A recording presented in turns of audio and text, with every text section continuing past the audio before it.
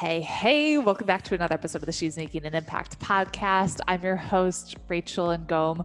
Oh my goodness, it has been just a crazy month. Getting adjusted to life in Senegal and finally having like a house and an office and a place to do our interviews. And it's been so much fun. And now getting back into the swing of things and getting some awesome guests for you to be on the show. By the way, as you're listening to this, if you love it, share it with a friend. You're like, you need to hear this, share it with them. If you have not yet left a review on iTunes, please go do that. That's what helps us reach more people and make a greater impact. So today I have Mrithu Parikh, and she's the creator of Life is Organized. And so she helps working women increase their productivity, increase their impact, and really helps busy entrepreneurs get organized, create systems and structure so they can get way more done. So we're talking about all that today. So we're going to jump on in. Hey, Mrithu, welcome to the show. I'm so happy you're here. I'm thrilled to be here. Yes. So let's start off. Tell us a little bit about you and what you do. Absolutely. I am a productivity coach and speaker, but essentially that means I help women who are doing it all, right? Like they're doing the family and the kids and the career and the entrepreneurial and all the stuff. And they are feeling overwhelmed by all the demands and all the distractions on their plate. And so I help them get a plan in place, get systems in place, and feel less overwhelmed so they can focus on what matters most to them. Amazing. How did you get into that? So I actually originally started my business, Life is Organized, as a professional home organizer, like way back before Marie Kondo and all the things like 10, 12 years ago. And I thought that's totally what I wanted to do. I was really excited and I got into it. I got out of corporate because probably similar story to a lot of people. I was working crazy hours, never saw my baby, moved into my own business. And I thought what was the dream, I realized I really didn't like the manual labor of like going into people's houses and doing it. And I realized they were really leaning on me instead of learning from me. So I basically transitioned into coaching. And so I was teaching them how to organize their homes like online. And then about 4 years ago, that sort of transitioned into productivity and time management as I was teaching that more and more. And I was really just learning it for myself, like between kids and family and career. I felt like my time was going crazy and I started focusing on that. And that's how I am. That's how I am here now. Amazing. So we have a lot of, busy moms that are trying to juggle home and also business and the added interesting challenge of having virtual school, and a lot of our kids are home. So how do you be more productive at work and be more present at home? Absolutely. I think if there was like the number one skill set we could all benefit from building, it would be focus. And Hmm. that's probably the hardest thing to do right now because you're right, everybody's home under one roof and it's crazy. But if you can start focusing on these little small increments of time, it's amazing how powerful that is. And you know this, like how much you can get through in literally 20 minutes, right? This doesn't, I Yeah. think we have to really like just shift your mindset of thinking it has to be, I have to work 6 hours today. I have to work 8 hours today. You can possibly work 4 hours or 3 hours if you were really focused during that time and just broke it down into 20, 30-minute increments. And you know what? Even with the kids at home, you can typically do that because maybe they have a class for 30 minutes or they can see the iPad for 30 minutes or they can do a puzzle for 20 minutes, right? There are typically ways that we can make that happen if we get a little bit creative about it. Okay, so 20 to 30-minute increments. How do we make sure we're like laser focused in that amount of time and we're not like squandering it?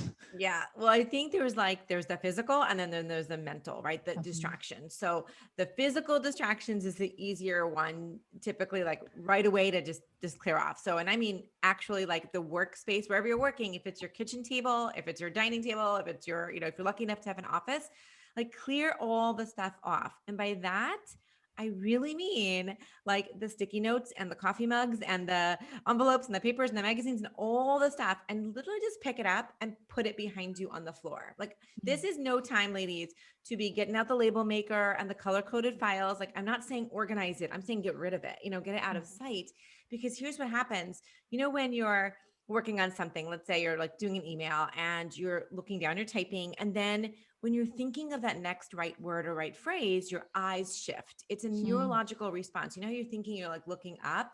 Well, when you look up, that's when it happens. You're like, oh, damn it. I got to go take this to the kitchen. I got to go throw this out. I got to give this to my son. I got to, and you start doing all the things. And even if you don't physically do the things, it's going on the mental checklist, right? So now you've like pulled yourself out of the focus. Anyway, so the physical stuff is an easy one that you can tackle like that. Just move it, like get it out of your peripheral vision. Got it. The second one is the mental, and that's like all the thoughts that keep coming to you all the time. So a few things on that. This is old school. So everything I do is like super simple, and we don't need a lot of technology. We don't need all this. Like keep a pad of paper and a pen next to you so that when thoughts do come, because it's just like meditation, you want 20 minutes to focus, every thought in the world is going to come to you right that minute. So you just need a pad of paper to write it down so that you have the peace of mind that I'll get to that later. I'll do it later. One of the reasons we react immediately, we had a thought, we're like, I got to do this, is because we're so worried that we're going to forget about it, right? You're like, if I don't do this right now, I'm not going to remember. So that's a really simple thing. Just write it down. So it's the only thing that should be on the desk is like, get rid of everything else, keep the pad of paper. And then other simple tools that are on all of our phones, put that dang phone on do not disturb, use that do not disturb just for that 20 or 30 minutes, which means you have access to all the interwebs, but you're not going to get the rings, dings, and beeps and chirps into you. And then lastly, if I had to do one more, it would be the Pomodoro timer, or just any timer. If you don't even know what a Pomodoro is, just put on a 20-minute timer or 25-minute timer on your phone so that you're working against a timer.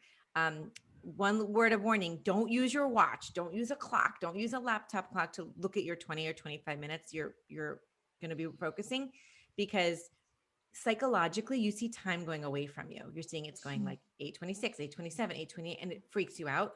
When you use a timer, psychologically, time is coming down, time is coming towards you, and you're working towards a signal.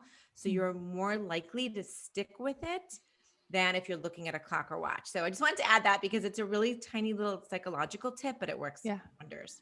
Amazing. So as you're talking, I'm looking at my desk and I'm like, oh, I could put some of this stuff away. And I'm like, I want to organize more. I love it. For what about those of us that don't have the luxury of having like an office space and we're at the kitchen counter and it's like we're trying to squeeze in work while there's a baby on the ground and like just like playing with toys and occupying themselves? Yeah, just hypothetically speaking, right? Hypothetically speaking, right. I would have no idea about this. Someone like that. Yeah. I mean, it's kind of just setting up the environment as best as you can. And maybe your 20 minutes becomes 15 minutes and you have to do, or 10-minute increments, but probably 10 minutes. Like I said, you got to get them set up, right? With their crayons or videos or puzzles or whatever the heck it is. And you know what? These same tools work great for kids. So timers, kids love timers because it's like the reward, like at the end of the 15 minutes, if they're good, they get whatever, their Cheerios or something, right? They get something like as a reward. So if you can do it on an iPad or something big so they see it going down. It also educationally teaches them some stuff about numbers, but they get really excited in that last 60 seconds before the beep goes off. So don't be scared or embarrassed, but like use it for them as well. Okay, cool. Oh, my brain just like farted on what I was going to ask. Oh, yes. Okay, I got it. No, it's total mom brain. Yeah, that's another one. What do you do with mom brain? Oh my God. Let's go there. I don't know that that's ever really going away, but writing stuff down, I think in general, I mean, honestly, so one thing I say to all my clients is every time you think, okay, you're going to remember that. You're like, oh, I remember that. I'm going to change it around and think, I am not going to remember that. I'm going to write it down. I got my notepad right here. Yeah. What do you do when you have like a brain fart moment? Well, one, give yourself grace, new mamas or all mamas. Let's just give ourselves some grace. It happens. And then I like I said, I'm going back to like, write stuff down because it will happen. But if you forgot it once, there's a good chance you're going to forget it again. So I'm all about this like master list and keeping all my thoughts. And I always say I'm usually a very positive person, except for that when I'm like, I'm going to forget it. I'm going to just tell myself something negative. Like I'm going to forget it and get it down. It's one of the best habits in the world that you can do is constantly emptying your brain. And so you make space then for more thoughts and more creativity. I think a lot of the brain farts are, yes, it's motherhood, of course, there's mom brain, but we just have so much dang information up there that we're trying to keep track of. It's not fair. It's not fair to our brains. It's not fair to our energy. There's like, why are we putting so much pressure to just write stuff down as you have a thought? Got it. You're going to get me to write everything down, like as I'm talking and listening to make sure I don't forget anything. So let's say you're in the groove. You did your 20, 25 minutes, your Pomodoro, and your kids are still behaving and you're able to get more in. Is there like a limit of how much work you should do at one time before you take a break? So research shows 50 minutes, almost 50 minutes. And it's also like not just for your brain. And if you're lucky enough to get that much and be totally focused, which you can be, because when you're in the flow, and if the kids are behaving or they're not around and you're in the flow, 50 minutes can fly. But so it's not just great for your brain. They say it's great just to kind of reassess and, just take a break, but also for your legs and your body. Like at that time, try to not just like get on email or on the text. You can do that, but try to stand up, walk around for 5 or 10 minutes while you're checking it. That's the only thing I'm saying, because it helps just to get that physical movement. It's gonna it affects like the get onto like the neurons in your brain, everything else, all the physical. So they say about 50 minutes of an hour. Okay. Cause sometimes I'll like set the timer and then it'll go off and I'm like, no, but I'm in the groove. Like I don't want to stop. Okay. Do you like power through and finish even if it takes another like half an hour, or do you get up and move around and then come back? I will power through, like I said, up to about like that hour or so, and then I'll get around. Yeah. Got it. What do you do when you're like in the middle of the Pomodoro and then the kids are just like nagging and they won't stop fucking you? Do you like have to keep starting it over? You power through, or what's the best productivity use then? Yeah. I mean, of course it's so specific to that, circumstance. And hopefully you can just try to put up as many boundaries as you can. Look, I know this is tough. Everyone's here, but as much as just verbalizing, hey, listen, guys, I just have 12 more minutes, or can you just give me like 8 more minutes? This is really important. Show them your timer. This is really important to mom to get this through. So sometimes it's just like trying to put up a boundary. Obviously, if they're tearing each other's hair out, you need to get in there. I might just pause, break it up, separate them, go do, get them settled for 8 minutes, just be like, I just need 8 more minutes, and then come back. Look, it's not ideal and we're all doing our best, but the more that you can sort of teach or influence your kids, like they're going to like model our behavior, right? So if they understand that you're just not a pushover every time they're going to interrupt you, or that you are going to stand true to those boundaries of, even if I have to separate you, I'm still going back to my 8 minutes, the more likely that they are going to respect that in the future. Like you may have to do it 30 times. I'm not saying it's going to happen, but eventually they're like, all right, they're going to come over and see that darn, that timer on your lap and be like, okay, she has 8 more minutes, and it really does, it works, but it's consistency. It's a challenge. Definitely. What are some routines that you have set up besides like the Pomodoro? Yeah, you're doing the day routines? Yeah. Well, one thing about, we'll start with the morning, and it's funny because I'm not like a crazy routine person, but I have a structure. So I think it's a little different. Like, regardless of some days, if I allow myself to sleep until 7:30, other days at 6:30, I'm still going to follow kind of a structure, even though I'm not necessarily always up, because for whatever reason, like maybe the kids are up in the middle of the night, or, so again, give myself grace. But then there's certain things I know are really important to me in the morning, that and I do a 5-minute meditation. It's super short, like insight timer, a really quick, I read through these like goals and affirmations. So it's like a 15-minute routine in the morning. That kind of just grounds me and keeps me structured and gets me positive for the day. And another thing I do just in general is I theme my days. And I would say this works about 80 to 85% of the time. Not every day is going to work perfectly, but generally, like I was saying, so Monday for me is create. This is called create. And like you, so I'm like, I'm writing, I'm blogging, I'm writing my podcast. Like there's just a lot of writing, a lot of creation being done. So that'll be like all on Mondays. I have 2 days a week that are like strategy / project work. So just whatever I'm working on that day. Then Fridays is like finance, admin, my assistant, like we just doing all that. And then another day is marketing. So for the most part, it doesn't mean that 8 hours or 6 hours I'm necessarily doing marketing on marketing, but it is my main focus for that day. So maybe 3 hours, I'm going to be just focused on marketing. And that has helped me tremendously because we all know we have as entrepreneurs, like the 18 pages of our to-do list. And so if you can just start like honing in and focusing on a certain project and certain days of the week, it's like tremendously helpful. I love that. What are some systems that you use to increase productivity? So let's see. Okay, I'm going to do, so what I believe in is this is completely holistic as moms, and it's like work and home are not compartmentalized, and definitely not anymore, not after 2020 especially, but I don't think it ever was. So I'll say some things that are just the personal ones that I think are going to help me have a much more productive day, like meal planning. Meal planning is huge. Like I do that on Sundays. I don't actually always transparent here. I'm not like chopping everything for the week, but as long as I have everything lined up, here are 5 dinners, and I do all the groceries online and so everything's there, it is a huge, huge, huge relief every day. So that's a huge one. Similarly, I have home structures or routines for like laundry. So Saturday, by the way, the theme days are not just for the weekdays. You can use them for the weekend and also put the personal. So my Saturdays is all errands, laundry. I know it sounds terrible, but it's like a day that I get all that crap done. So that Sunday is a complete, true, absolutely 100% day off. Like I am not doing anything unless I want to. I can sit in front of the TV all day to get all the house stuff done. So just kind of knowing the meals are going to be done and laundry is going to be done and all the house things is huge. And then similarly, I'll do certain things like that for work. So when I'm in that day, that theme day, let's say it's marketing, I'll have a lot of systems for how am I reaching out to podcasts, how I reached out to you, Rachel, or how am I reaching out for speaking gigs.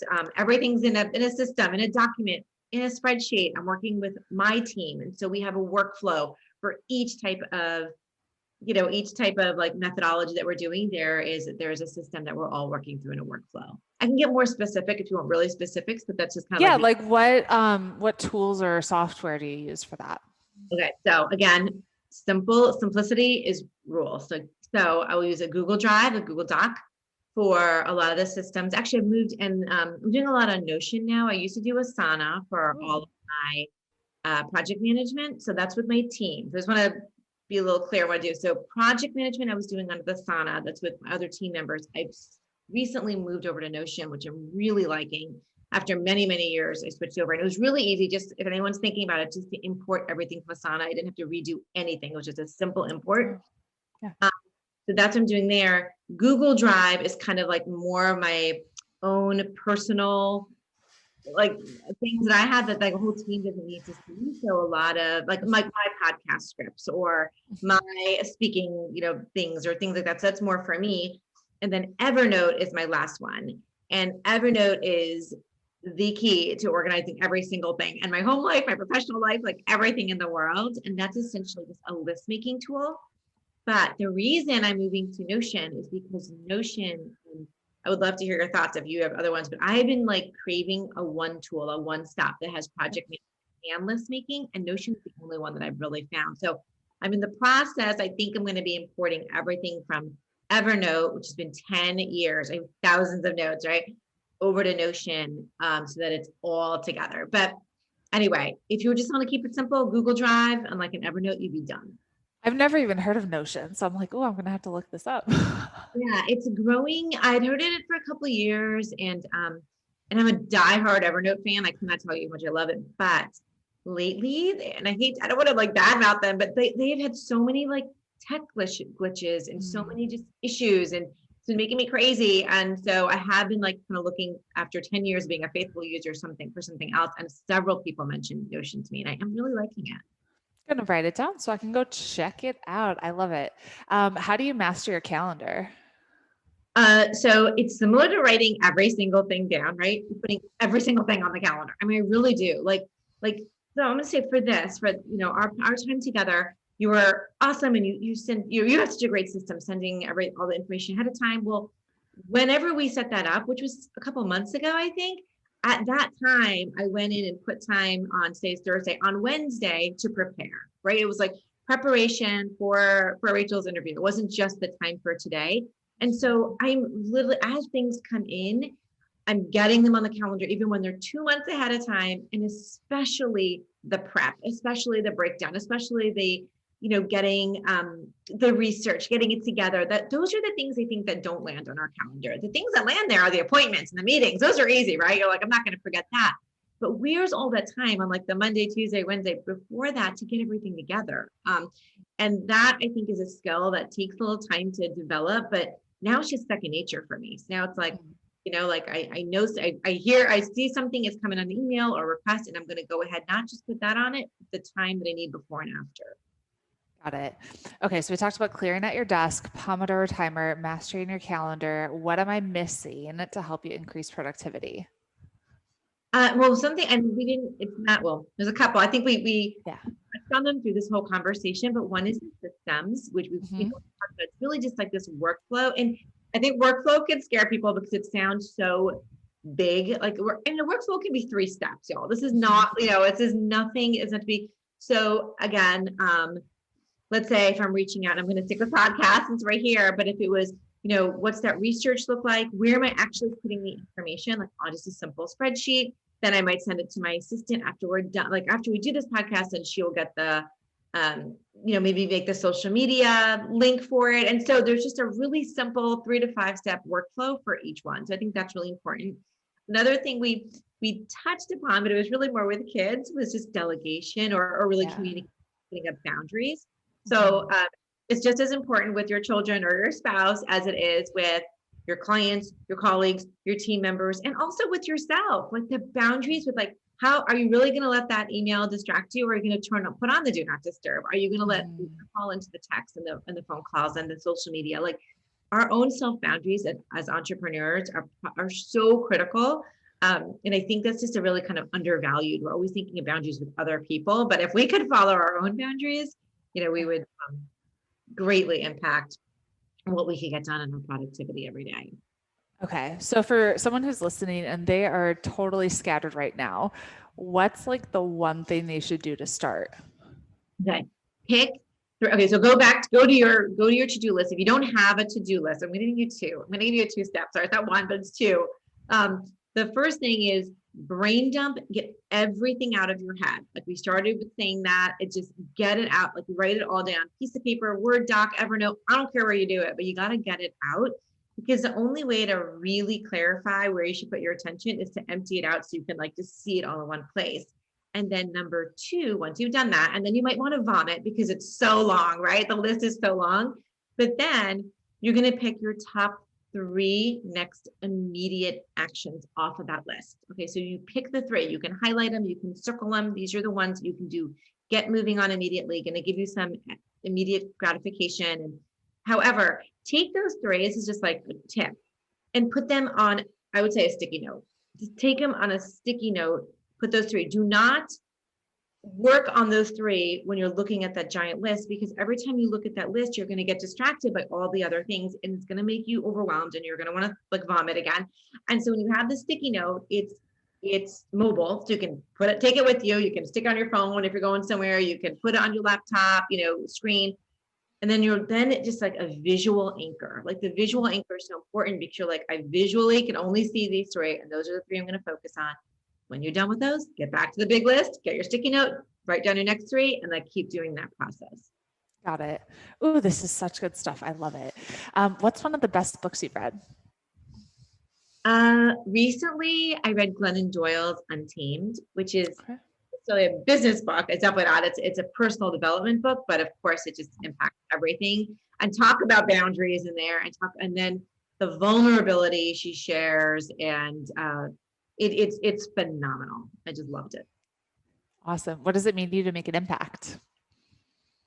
When I can really see a ripple effect in a woman's life. So I feel like when a woman gets control of all the things we've been talking about, she gets control of her demands, she gets control of her distractions, she's not only going to impact her work, right? Or that day. When you get control of that, you become a better mother, you become a better spouse, a better daughter, a better mentor, a better, a person in your community. And so when I can start seeing that sort of ripple effect, I'm like, I've truly made an impact in their life, because it's beyond just that, like, one thing that they're doing right at that moment. Love it. Where can we connect with you? All things Life is Organized come on over to the site. There are lots of freebies and great things there. We can go to lifeisorganized.com/resources. You can find out how to stop overwhelmed, stop procrastinating, and get focused. Also, the Instagram Life is Organized and Facebook Life is Organized. Amazing. This was so helpful. Thank you so much for being on the show. Thank you for having me. This is awesome.